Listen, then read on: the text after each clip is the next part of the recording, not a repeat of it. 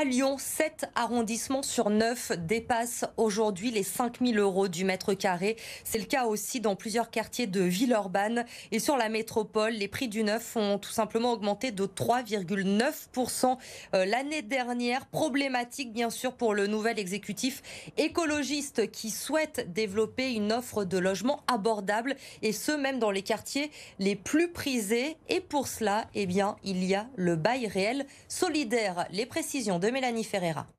Au 21 rue Jules Guesde à Villeurbanne, Jaïtsa découvre la parcelle de terrain qui va accueillir son futur appartement. L'appartement, il va être à ce côté. Moi, je serai au premier étage. J'aurai un petit balcon pour me faire plaisir de la beauté qu'il y a à l'extérieur. Et on aura un petit jardin derrière l'appartement. Un T2 de 48 mètres carrés qu'elle n'aurait jamais pu s'offrir sans passer par le bail réel solidaire. La courtière m'expliquait qu'avec mon salaire, c'était pas possible d'acheter sur Lyon ou Villeurbanne, qu'il fallait vraiment m'éloigner. Mais en signant un bail réel solidaire, Jaïtsa devient propriétaire en déboursant 143 000 €, moitié moins que les prix du marché.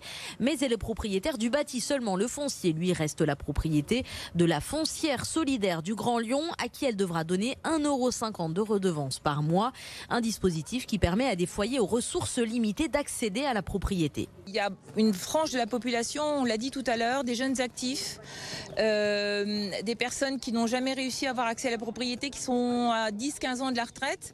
Honnêtement, si on n'offre pas ce produit-là, ils n'ont pas accès à la propriété. Et pour la métropole, le dispositif a un autre avantage. L'autre intérêt, c'est qu'il n'y a pas de plus-value possible pour l'acheteur quand il revend. Ça ne suit pas le cours du marché, mais le coût de la vie.